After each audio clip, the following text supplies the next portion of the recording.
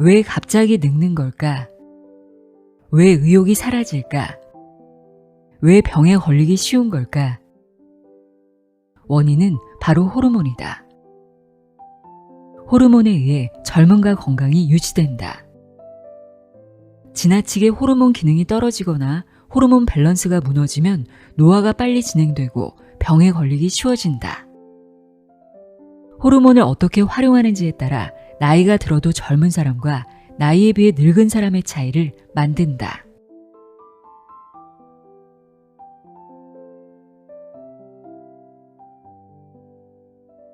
안녕하세요. 나의 소리 책갈피 소리내어 읽다입니다.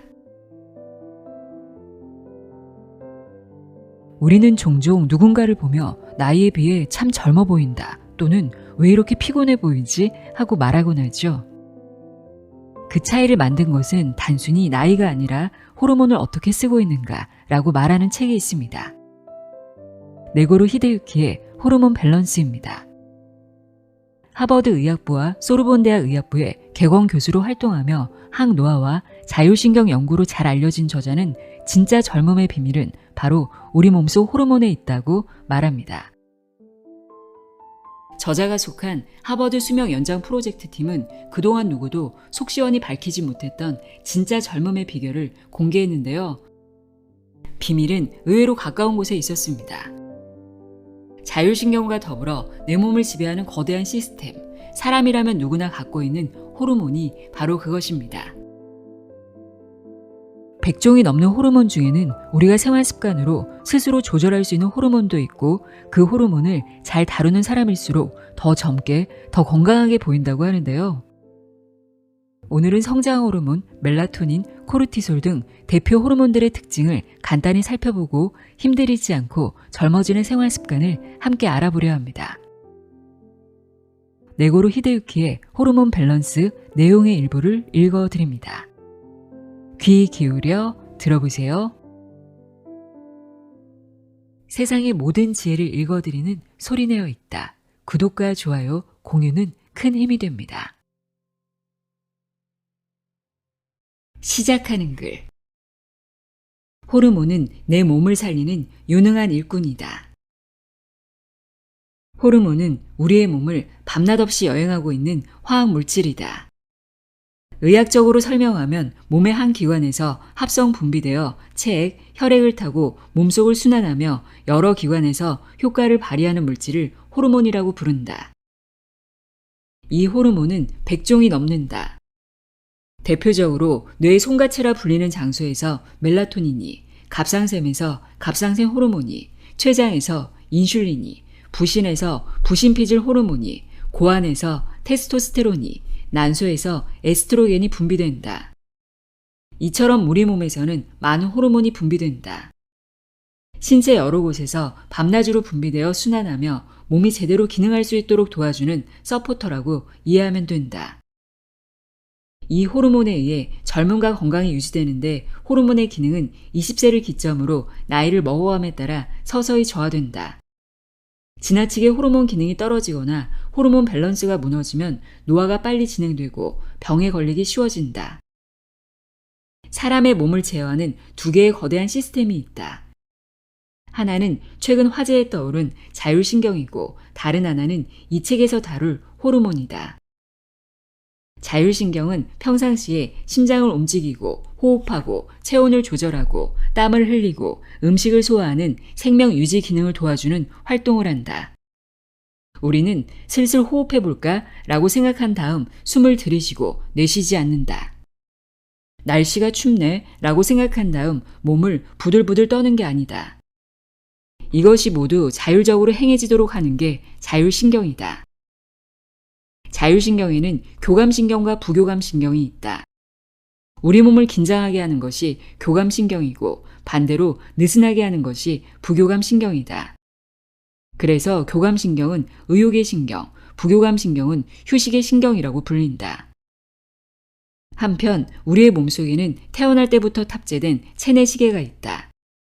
지구의 자전에 따라 하루 24시간 주기로 해가 뜨고 해가 지는 이런 매일의 자연현상에 적응하기 위해 생체 리듬을 만들어내는 것이 체내 시계다. 체내시계는 전신에 약 60조 개 세포 각각에 존재하는 시계 유전자를 바탕으로 신경을 컨트롤한다. 이 체내 시계에 따라 낮에는 교감신경이, 밤에는 부교감신경이 우위가 되어 활동하도록 시간표가 짜여 있다. 그러므로 낮과 밤이 바뀐 생활을 계속하면 체내 시계의 혼란으로 두 개의 신경 밸런스가 무너져 자율신경이 제대로 작동하지 못하게 된다. 호르몬도 마찬가지로 체내 시계에 따라 활약하도록 시간표가 정해져 있다. 낮은 적극적으로 활동하기 위한 호르몬이, 밤은 낮 동안의 혹사로 피로해진 몸과 상처 입은 세포의 회복을 위한 호르몬이 활약하는 귀중한 시간이다. 체내 시계가 혼란에 빠져 호르몬의 역할 분담이 제대로 이루어지지 않으면 몸이 본래 가지고 있는 힘을 발휘하기 어려워질 뿐만 아니라 전신의 회복도 충분히 이루어지지 않아 젊음과 건강을 해치게 된다. 여기에서 중요한 사실은 안티에이징 효과를 발휘하고 싶다면 밤에 호르몬이 일할 수 있는 환경을 만들어야 한다는 것이다. 수면 중 우리의 몸에서는 적극적인 회복이 이루어진다. 말하자면 우리의 몸은 재생 공장으로 변신한다. 공장을 효율적으로 가동하기 위해서는 거기에 사용될 도구를 빠르게 공급해야 하고 공급받은 도구를 이용해 공장을 가동할 작업 시간이 필요하다. 이 비유를 풀어보면 밤에 재생 공장에서 사용되는 도구는 호르몬이며 도구가 공급되기 위한 공급로는 혈관이다. 그리고 공장이 가동되는 작업 시간은 바로 수면 시간이다. 앞서 말한 대로 체내시계의 시간표에 따라 수면 중에는 전신세포의 회복을 위한 도구인 호르몬이 증가한다. 그리고 우위가 된 부교감신경이 모세혈관을 이완시켜 회복에 필요한 호르몬이 포함된 혈액을 필요로 하는 기관으로 흘러갈 수 있게 공급로를 만든다. 도구와 공급로가 준비되면 이 모든 과정을 제대로 수행하기 위한 작업시간, 즉 수면 시간을 확보하는 것이 중요하다. 밤에 일하는 호르몬의 업무 환경을 조성하기 위해서는 도구, 공급로, 작업시간이 삼위일체가 되어야 한다. 이것이 효과적인 안티에이징을 위한 기본이다. 자율신경은 호르몬과 함께 몸을 정상적으로 움직이게 하는 기본 기능이다. 그리고 호르몬이 정상적으로 분비되어야 건강이 유지되고 동시에 자율신경의 밸런스도 유지할 수 있다. 두 개의 시스템은 표리일체의 관계다. 이 자율신경과 호르몬을 통제하에 있는 것이 전신을 돌고 있는 혈관이며 그 혈관을 타고 자율신경과 호르몬의 힘을 발휘한다. 이 책의 목적은 단순히 호르몬에 대해 공부하는 것이 아니다. 최신 연구 성과를 응용하여 호르몬을 최대한 자기 편으로 만들기 위한 생각법을 공부할 것이다. 그 생각을 통해 젊음을 유지하고 병에 걸리지 않은 방법을 체득할 수 있다. 호르몬이 건강과 젊음을 좌우한다. 호르몬은 우리 몸이 제대로 기능할 수 있도록 도와주는 고마운 서포터다. 하지만 호르몬이 무슨 일을 하지? 라고 생각하는 사람이 있을지도 모른다. 어려운 개념은 차치하고 일단 몸을 제어하기 위해 만들어진다라는 사실만 기억해 두자. 간단하지만 이것이 핵심이다. 우리의 몸은 60조 개의 세포로 이루어져 있다. 하지만 하나하나의 세포가 제각각 움직이면 전신의 항상성이 유지될 수 없다. 호르몬은 각각의 세포가 본래 가진 기능을 유지하고 세포의 운전 속도를 조절하는 작용을 한다. 호르몬은 자율신경과 함께 60조 개의 세포로 이루어진 우리의 몸을 제어하는 2대 기구 중 하나로 우리가 모르는 사이에 몸을 움직이고 회복시키며 체내 환경의 항상성을 지키는 역할을 한다. 또 정신적 스트레스, 외상, 감염 등에 대한 생체 방어 반응에도 관여하며 외부 환경의 변화에도 대응한다. 그 외에도 에너지 대사, 몸의 발육, 생식 기능의 유지 등 생존을 위한 매우 중요한 역할을 맡고 있다. 자율신경은 최근 몇 년 사이 화제가 됐다. 그에 비해 호르몬은 여성에게는 관심도가 높지만 남성은 그다지 관심을 두지 않는다. 호르몬의 종류가 다양해 모두 알기 어렵다는 점 때문인지도 모른다. 호르몬과 자율신경을 2대 제어 기구라고 부르는데 때에 따라 자율신경보다 호르몬이 더 중요해지기도 한다. 왜냐하면 이 호르몬이라는 생리 활성 물질의 유무와 정상적인 작동 여부에 따라 우리의 일상생활, 건강 상태, 젊음이 180도 달라지기 때문이다. 우리 몸은 잠자는 동안 다시 태어난다. 체내에는 항상 많은 양의 호르몬이 순환하고 있다. 이 수많은 호르몬 중에서 우리의 몸을 매일 다시 태어나게 하는 성장 호르몬과 멜라토닌에 대해 알아보자. 이 두 가지 호르몬은 수면 중에 활발히 움직이는 안티에이징 호르몬으로 유명하다. 부교감 신경이 우위를 차지하는 심야에 우리 몸을 회복시키는 역할을 한다. 말하자면 그림 동화 구두방 할아버지와 요정에 등장하는 밤마다 할아버지 몰래 구두를 만드는 꼬마 요정 같은 존재다. 성장 호르몬은 이름 그대로 몸의 성장을 촉진하는 호르몬이다. 수면 중에 더 많이 분비되며 이 호르몬의 작용으로 뼈가 굵어지고 근육이 붙고 키가 자란다. 그래서 잠을 잘 자는 아이가 건강하게 자란다. 그렇다면 이미 성장이 끝난 성인은 성장 호르몬을 무시해도 좋을까? 정답은 노다. 성장 호르몬은 성인에게도 중요하다. 우리 몸은 수면 중에 재생 공장으로 변한다. 예를 들어 피부의 표피 가장 아래쪽에 있는 기저층에서 새로운 세포가 생산되면 이 새로운 세포와 교체되도록 오래된 세포를 피부 밖으로 밀어 올린다. 이것이 각질층으로 올라와 각질의 형태로 떨어져 나간다. 이러한 피부 재생 주기는 약 4주다. 피부 재생은 피부의 신진대사라고도 할 수 있는데 수면 중에 이 신진대사가 가장 활발하게 이루어진다. 그리고 수면 중 신진대사를 돕는 것이 바로 성장 호르몬이다. 흔히 미인은 잠꾸러기라고 하는데 이는 최신 의학 연구를 통해서도 증명되었다. 뿐만 아니라 수면은 뼈도 튼튼하게 만든다. 사람의 뼈는 약 5년 주기로 재생되고 새로운 조직으로 바뀌는데 이런 골대사 역시 수면 중에 가장 활발히 이루어진다. 이유 없는 컨디션 난조는 성장 호르몬 때문이다. 성장 호르몬은 앞서 말한 대로 몸을 성장시키는 호르몬이다. 전신의 대사를 돕고 세포 사이의 아미노산 교환을 촉진하며 아미노산의 유입과 동화를 보조한다. 뇌와 수체가 성장과 관련되었다는 사실이 밝혀진 후 성장 호르몬에 대한 연구가 세계적으로 추진되었다. 성장 호르몬의 분비가 가장 활발하게 이루어지는 때는 20세다. 40세에는 20세에 비해 분비가 반으로 줄어들며 60세에는 20세의 4분의 1이 된다.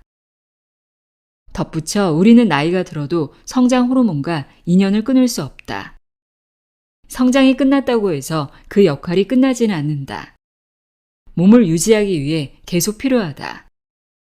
낮 동안의 활동으로 상처 입은 세포를 보수하고 신진대사를 돕는 등의 움직임을 제어하는 것이 성장 호르몬이다. 성장 호르몬은 아래의 중요한 활동을 담당하고 있다. 내장과 기관을 만들고 복원한다. 새로운 피부를 만든다. 근육을 만들고 복원하고 증강한다. 뼈를 만들고 복원하고 증강한다. 면역력을 강화한다. 뇌와 시력의 활동을 좋게 한다. 콜레스테롤 수치를 낮춘다. 나이를 먹을수록 차츰 이유를 알 수 없는 컨디션 난조에 고민하는 사람이 늘어나는데 이는 성장 호르몬의 분비량이 줄어 상처 입은 세포를 충분히 복원하지 못하기 때문이다. 피곤이 좀처럼 풀리지 않는다. 체력이 급격하게 쇠약해졌다 등 노화 현상으로 느껴지는 증상들은 성장 호르몬의 감소가 관여하고 있을 가능성이 있다. 특히 성장 호르몬이 부족하면 피부의 턴오버, 재생 주기율도 떨어지기 때문에 피부 측면에서도 좋지 않다. 40대부터 50대에 걸쳐 피부가 처지거나 거무스름해지는 등 폭넓은 의미에서 피부가 노화하는데 여기에도 성장 호르몬이 적잖이 관여하고 있다. 우리는 흔히 그 사람은 나이에 비해 젊다 혹은 나이에 비해 늙어 보인다 라고 말하는데 이는 줄어들기 시작한 호르몬을 최대한 끌어내는 생활 습관을 가진 사람과 줄어들기 시작한 호르몬을 더욱 줄어들게 하는 생활 습관을 가진 사람의 차이라고 할 수 있다. 성장 호르몬을 늘릴 적당 삼총사. 중장년층에서 사람에 따라 차이가 크게 드러나는 것이 바로 수면의 질이다. 수면의 질이 떨어지면 여러 호르몬의 힘이 저하되고 이 호르몬은 다시 수면의 질을 낮춘다. 악순환의 반복이다. 수면 호르몬인 멜라토닌이 줄면 40대 중반에서 50대 중반에 걸쳐 잠들기 어려워지거나 수면의 깊이가 점점 얕아진다. 나이가 들면서 깊은 논렘 수면과 얕은 렘 수면이 더욱 짧아진다. 그리고 한밤중에 깨어 화장실에 가는 횟수가 늘어난다. 이는 항이뇨 호르몬과 관계가 있다. 이 호르몬은 소변을 만들어내는 활동을 억제하는데 어느 정도 연령까지는 충분히 분비되지만 나이가 들면 분비량이 줄어들기 시작하고 50대에는 상당히 저하된다. 그 결과 이뇨 작용을 억제할 수 없게 되어 자주 화장실에 가고 싶어지고 수면 자체도 얕아진다. 그렇다면 어린이와 달리 성장 호르몬이 감소하는 성인도 수면의 질을 높이면 성장 호르몬의 분비를 증가시킬 수 있을까? 안타깝게도 성인의 경우 이미 감소한 성장 호르몬을 수면으로 증가시킬 수는 없다. 하지만 수면 이외에도 성장 호르몬의 분비를 증가시키는 방법은 있다. 적당한 공복감, 적당한 스트레스, 적당한 운동. 꼭 기억해둬야 할 적당 삼총사다. 만복 상태가 계속되면 성장 호르몬은 분비되지 않지만 적당한 공복 상태는 성장 호르몬의 분비를 촉진한다. 보통 식사 후 서너 시간 안에 소화가 이루어지므로 그 후가 공복 시간이 된다. 공복 시간이 너무 길면 오히려 스트레스를 받을 수 있으니 식사와 식사 사이에 5시간 정도 여유를 두는 것이 좋다. 공복을 유지하기 위해 다음의 3가지를 반드시 지켜야 한다. 간식은 삼갈 것, 규칙적으로 식사할 것, 배에서 꼬르륵 소리가 나게 할 것. 적당 삼총사 2번째에 해당하는 스트레스에는 여러 가지 종류가 있다. 마음으로부터의 불안, 분노, 위험을 느끼는 수준의 스트레스는 좋지 않지만 마음이 불편하지 않을 정도로 피로감을 느끼는 수준이라면 그 상태를 적당히 회복시키기 위해 성장 호르몬의 분비가 촉진된다. 스트레스로 인한 성장 호르몬의 촉진을 위해 일이나 취미 등 어떤 목표를 설정하고 열중해보자. 그리고 생활에 강약을 주는 것이 중요하다. 적당한 운동은 근육을 사용하게 하는데 이때 세포가 적당히 손상된다. 세포가 손상되면 스트레스를 받았을 때와 마찬가지로 성장 호르몬의 분비가 촉진된다. 이때에는 효과를 높이기 위해 유산소 운동과 무산소 운동을 적절히 혼합하여 실시하는 것이 중요하다. 그리고 또 한 가지 중요한 것은 연령과 함께 감소한 성장 호르몬의 분비를 더는 감소시키지 않는 것이다. 내가 소속된 하버드대 수면의학연구실 연구에 의해 밤 12시부터 아침 7시 사이에 잠을 깊이 자면 성장 호르몬의 분비가 높아진다는 사실이 밝혀졌다.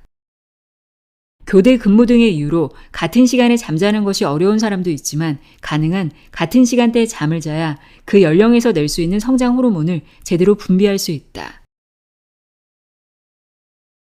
멜라토닌, 내 몸속 숨은 공로자. 멜라토닌은 몸의 재생 공장을 서포트하는 중요한 호르몬이다. 뇌의 송가체라는 장소에서 생산되는 멜라토닌은 잠을 자는 동안 분비된다. 수면 자체의 질을 높이는 중요한 기술자이기도 한 멜라토닌은 성장 호르몬의 분비를 촉진하는 어둠 속의 공로자라고도 할 수 있다. 멜라토닌의 주요 역할은 다음과 같다. 질 높은 수면 유도, 면역력 향상, 프리 라디칼의 제거, 콜레스테롤 수치 저하. 멜라토닌에 대한 중요한 사실은 좋든 나쁘든 빛에 몹시 민감하다는 점이다. 멜라토닌의 감소를 막는 대표적인 방법은 매일 규칙적으로 햇볕을 쬐는 것이다.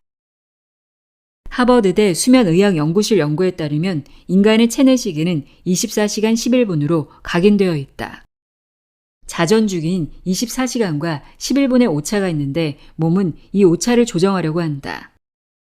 이때 중요한 활동을 담당하는 것이 햇볕이다. 아침 햇볕을 쬐면 체내시계의 타이머가 세팅되어 그때부터 약 15시간 후에 멜라토닌이 분비되기 시작한다. 멜라토닌에 의해 인체 신부 체온이 내려가고 자연스레 졸음이 온다. 또 멜라토닌은 면역력 향상에도 도움을 준다. 태어날 때부터 인체에 갖춰져 있는 면역력이 올바르게 작용하면 감기 같은 바이러스를 무찌르거나 장기에 생긴 여러 가지 종양을 격퇴하는 효과가 있다. 심막 및 심장 대혈관의 앞쪽에 있는 림프기관인 흉선에서 생산된 T세포는 종양을 물리치는 면역팀의 일원인데 흉선을 자극하여 T세포를 생산하는 것이 멜라토닌이다. 암을 예방하거나 증식을 늦추는 일에도 멜라토닌이 간접적으로 공헌하고 있다. 멜라토닌은 앞서 말한 프리 라디칼의 제거에도 공헌한다. 인체의 산화는 다양한 병을 일으키는데 산화를 일으키는 것이 프리 라디칼이다. 이 프리 라디칼은 노화의 주요 원인이다. 그러므로 프리 라디칼을 제거하는 멜라토닌을 만들어내면 노화를 막을 수 있다. 멜라토닌을 만들기 위한 일광욕에는 규칙이 있다. 아침에 일어나 햇볕을 쬐는 것은 중요하지만 같은 빛이라 해도 저녁부터 밤 사이에 인공적인 빛, 특히 스마트폰, 컴퓨터, 태블릿 PC 등에서 나오는 블루라이트는 피해야 한다. 밤에 쬐는 빛은 반대로 멜라토닌 생산을 억제한다. 이에 따라 멜라토닌에 의한 심부 체온을 저하하는 작용과 수면 촉진 작용이 저하되어 체내 시계가 거꾸로 돌아간다. 그러면 다른 호르몬의 분비에도 영향을 미쳐 호르몬 연계 플레이가 무너진다. 잠들기 어려워지고 수면의 질이 낮아지며 나쁜 생활 습관으로 인한 고혈압, 당뇨, 비만 같은 생활 습관병이 생긴다. 병으로 인한 노화는 충분히 막을 수 있다. 노화에 두 종류가 있다는 사실을 아는가? 하나는 생리적인 노화, 또 다른 하나는 병으로 인한 노화다. 프리 라디칼은 세포가 에너지를 생산할 때 나오는 물질이기 때문에 아무리 이상적인 생활을 유지해도 우리 체내에서는 프리 라디칼의 생산을 막을 수 없다. 안타깝게도 이것은 최신 의학 기술로도 제어할 수 없다. 생명 활동을 하는 한 에너지를 만들어내야 하는데 그 생산 과정에서 생겨난 프리 라디칼은 살아있다는 증거이며 그에 따른 노화를 생리적인 노화라고 부른다. 병으로 인한 노화는 근본적인 생명활동과는 조금 다른 시점에서 발생한다. 병에 의한 노화 진행을 포함하며 그 외에도 산화한 음식물 섭취, 수면 부족, 스트레스 과다 등 생활 습관에서 오는 노화 현상을 의미한다. 다르게 말하자면 몸에 부담이 되는 행동 때문에 일어나는 노화라고 할 수 있다. 그런 의미에서 병으로 인한 노화는 생리적 노화를 넘어선 불필요한 노화이며 생활 습관 개선으로 예방할 수 있다. 즉 현대는 의학 진보에 따라 노화를 제어할 수 있는 시대가 되었다고 말할 수 있다. 같은 세대라 하더라도 노화 정도에 많은 차이가 나는데 안티에이징과 관련된 호르몬의 분비 정도를 축으로 생각하면 그 차이를 이해하기 쉽다. 먼저 지금까지 이야기한 성장 호르몬과 멜라토닌을 체내에서 최대한 활용하도록 의식하며 생활한다면 호르몬 제어가 가능해져 노화를 늦추고 젊음을 유지할 수 있다. 만약 병적인 노화를 모두 제어할 수 있다면 우리는 120세까지 살 수 있을지도 모른다. 그저 생명을 유지하는 것이 아니라 건강 수명을 연장하는 것이 가능해진다. 빨리 먹는 습관이 호르몬을 낭비한다. 여기에서 염두에 두어야 할 것이 있다. 나이를 먹으면 두 가지 식욕계열 호르몬의 밸런스가 무너지기 쉬워진다는 사실이다. 렙틴과 그렐린도 다른 호르몬과 마찬가지로 젊을 때보다 감소하는 경향을 보인다. 나이 든 사람이 무턱대고 고기만 먹거나 폭음과 폭식을 한다면 렙틴의 감소를 의심할 수 있다. 공복 중추도 만복 중추도 밸런스가 좋지 않은 상태라고 할 수 있다. 본래 기능에서는 과식하면 렙틴이 증가하고 배가 고픈 상태라면 그렐린이 증가한다. 이치에 딱 맞게 움직이는 호르몬이다. 그러므로 어떤 식사라도 가능한 30회는 씹어서 먹는 습관을 들이자. 렙틴은 분비되는 속도가 늦어 빨리 먹고 많이 먹으면 렙틴이 제대로 분비되지 않은 상태에서 혈당치가 올라간다. 이 같은 상태가 계속되면 당뇨병 같은 생활습관병으로 이어진다. 그릇된 식습관이 생활습관병을 일으키는 것이다. 덧붙여 30회씩 씹으면서 식사하면 시간은 약 30분 정도가 걸린다. 의사가 잘 씹고 천천히 드세요 라고 권하는 것은 소화를 돕고 호르몬이 잘 분비되는 두 가지 이득이 있기 때문이다. 바쁜 회사원처럼 빨리 먹는 습관이 몸에 밴 사람들도 있다. 이런 사람들은 빨리 먹는 것은 인슐린 낭비라는 사실을 알아야 한다.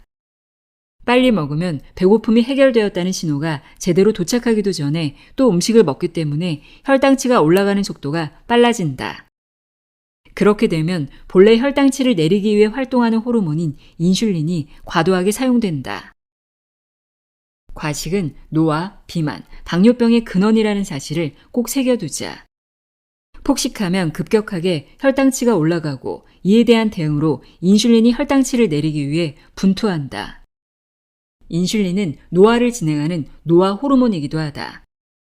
또 인슐린은 과잉 섭취한 당분을 지방으로 변화시키는 작용을 한다. 결과적으로 인슐린이 과잉 분비된 상태가 지속하면 노화가 빠르게 진행되고 비만, 당뇨병 등에 걸리기 쉬워진다. 이런 사실을 알고도 여전히 과식하고 싶은가? 나이에 비해 젊은 사람은 성호르몬이 활발하다. 성호르몬의 대표라 할 수 있는 디하이드로에피안드로스테론, DHEA라 불리는 부신피질계 호르몬이 있다. 호르몬의 두목이라는 별명으로 불리기도 한다. DHEA는 안티에이징 호르몬이며 에스트로겐, 안드로겐과 마찬가지로 젊음을 되돌리는 스테로이드 호르몬의 일종이다. DHEA는 아침에 일어나 바로 활동을 시작할 때 중요한 역할을 담당한다. 근육의 유지, 성호르몬의 안정된 공급, 미네랄 밸런스 유지, 혈관의 유지 및 보수 등 운동 기능의 유지 같은 노화 예방과 관련된 기능을 담당하고 있다.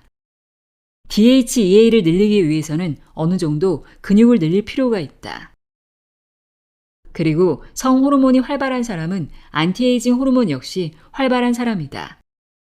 여성 호르몬의 대표인 에스트로겐은 뼈의 노화를 예방하고 동맥경화를 예방하는 등 그 자체에도 아주 큰 기능이 있다. 체내 회복과 유지의 의미에서 성호르몬이 활발한 사람은 활발하지 않은 사람에 비해 체내가 더욱 좋은 환경에서 유지되고 있다고 말할 수 있다. 허리 통증, 무릎 통증으로 고민하는 여성이 많을 것이다. 에스트로겐을 일정 수준으로 유지하면 이런 고민이 줄어들지도 모른다. 그렇다고 해서 에스트로겐이 너무 넘치면 월경주기 측면에서 프로게스테론과의 밸런스가 무너진다. 프로게스테론은 월경주기를 규칙적으로 조절하는 기능을 한다. 줄어드는 호르몬, 얼마든지 되살릴 수 있다. 부정적인 사고는 호르몬 낭비의 주범이다. 호르몬 밸런스를 높이는 비결은 무엇일까? 우선 하루의 리듬을 제대로 지키는 것이다. 대부분 호르몬은 체내식의 리듬에 따라 분비량, 분비 리듬이 변한다. 올빼미 생활을 지속하거나 식사를 하루 한 끼나 두 끼만 먹거나 반대로 온종일 먹는 등 생활 리듬이 무너지면 호르몬의 리듬도 무너진다. 매일 반드시 같은 시간에 일어나거나 같은 시간에 잠든다. 적당히 운동을 한다. 이런 규칙적이고 올바른 생활로 체내 리듬을 만든 사람은 호르몬이 제때 활동하기 쉬운 체내 환경을 만드는 사람이다. 완벽하게 규칙적으로 생활하는 것은 어렵겠지만 바로 실행 가능한 것부터 시작해보자. 그리고 감정과 사고를 긍정적인 방향으로 가져가는 것이 중요하다. 호르몬 밸런스에는 긍정적 혹은 부정적인 감정과 생각의 방향성이 관계가 있다. 옥시토신이라는 호르몬이 있다. 옥시토신은 커뮤니케이션 호르몬 혹은 애정 호르몬이라고 불린다. 예를 들어 옥시토신이 풍부하게 생성되는 생활 습관을 유지하면 사교적이고 적극적인 성격이 되고 사회에 긍정적으로 관여하게 된다. 또 행복을 느껴 스트레스에 생겨나는 짜증도 줄어든다. 그리고 부정적인 사고를 어떻게 개선하는가에 따라 호르몬 밸런스가 좌우된다. 사물을 부정적으로 보면 마음의 부담을 느끼게 되고 결과적으로 교감신경을 자극해 스트레스 계열 호르몬이 증가한다. 옥시토신 같은 커뮤니케이션 호르몬과는 반대 작용을 하게 된다. 스트레스 계열 호르몬이 증가하면 행복 호르몬과 쾌락 계열 호르몬이 제어되기 때문에 전체 몸의 반응이 마이너스 방향으로 움직인다. 반대로 사물을 긍정적으로 보는 사람은 세로토닌 같은 행복 계열 호르몬이 증가하여 스트레스가 억제된다. 이것이 솔직하고 친절한 마음을 갖게 하고 전체적으로 좋은 방향으로 움직이게 한다. 또한 코르티솔이 적당히 분비되어 프리 라디칼이 억제되기 때문에 신체적으로 마이너스 요인이 줄어들고 호르몬 효율이 높아진다. 부정적인 사고를 하는 사람은 바로 호르몬 낭비의 달인이다. 어떤 일로 고민하느라 강한 스트레스가 계속되면 코르티솔이 대량으로 분비된다. 적당하게 분비되면 괜찮지만 많은 양이 분비되면 반대로 혈당치가 올라가고 면역력이 저하되어 결과적으로 DHEA 계열 호르몬의 부담이 되어 DHEA 분비를 방해한다. 이것이 호르몬을 낭비하는 구조다. 앞에서 말했지만 DHEA는 중요한 안티에이징 호르몬이며 노화를 방지하고 젊음을 유지하는 호르몬이지만 동시에 50종 이상의 성호르몬 생산 및 발신 기지이기도 하다. DHEA를 낭비하지 않고 꼭 필요한 곳에서 활동하도록 하는 게 중요하다. 일본과 미국의 연구 결과 DHEA가 높을수록 수명이 길어진다는 통계도 있다.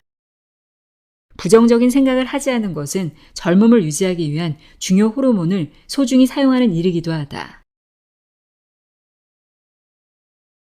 호르몬 밸런스를 유지하는 하루 습관. 그렇다면 여기에서 행동 습관에 관한 이상적인 패턴을 알아보자. 규칙적인 시간에 일어나고 충분히 아침 햇볕을 쬐다. 기상 후 물 한 컵을 마신다. 조식은 당질과 단백질에 중점을 둔다. 채소 주스, 요구르트를 추천한다. 아침 후 따뜻한 물로 샤워를 한다. 기상 후 운동은 가볍게 한다.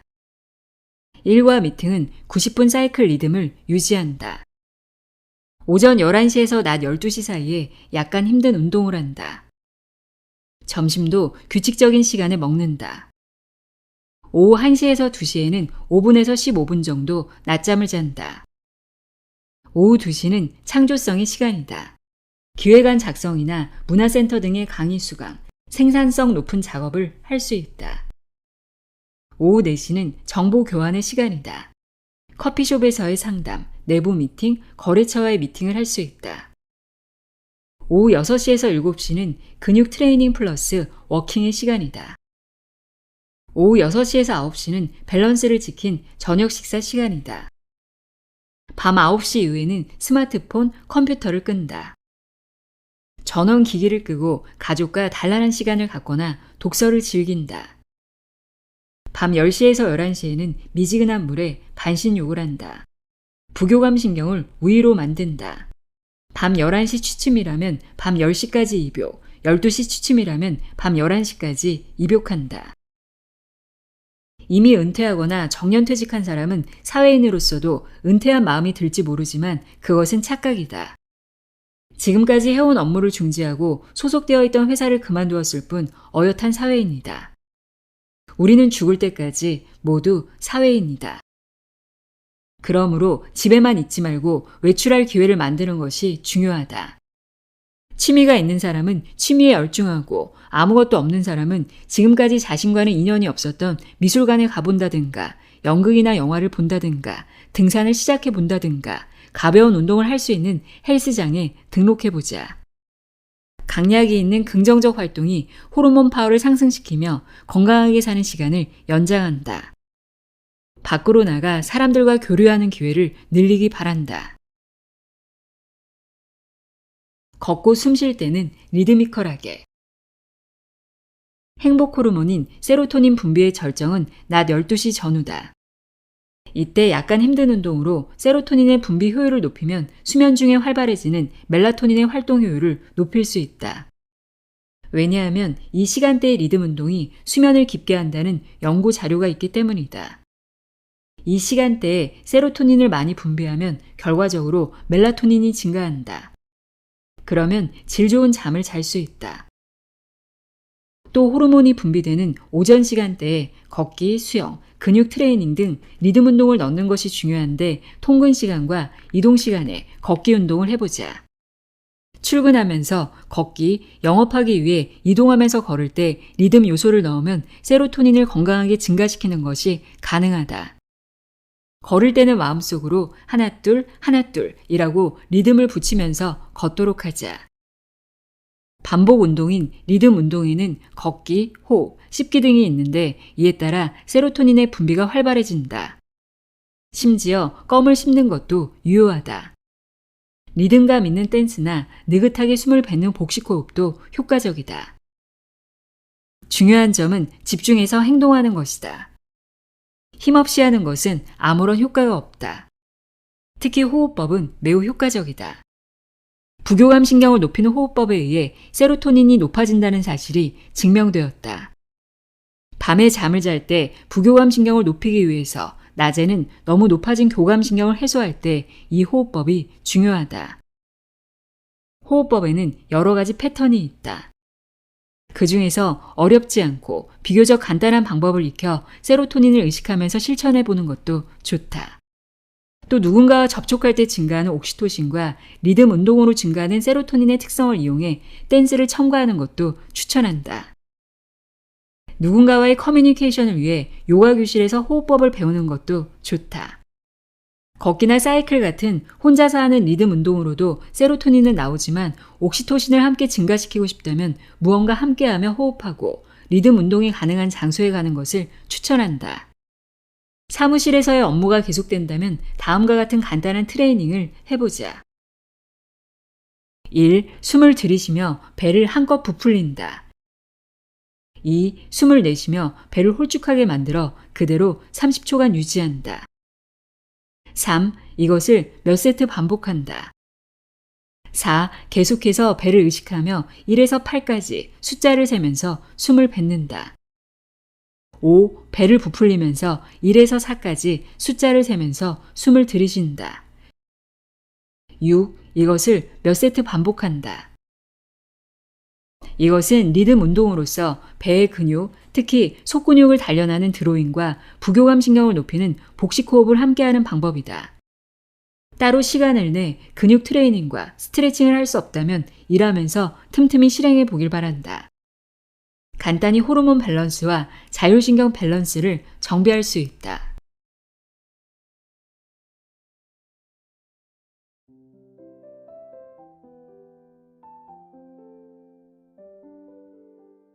네고로 히데유키의 호르몬 밸런스 읽어드렸습니다. 호르몬을 내 편으로 만들어 활용하는 방법들 알아봤습니다. 아침 햇볕을 쬐다거나 음식을 천천히 먹는 등 실천하기 쉬운 것들부터 습관으로 만들어 보시길 바랍니다. 오늘도 함께해 주셔서 고맙습니다.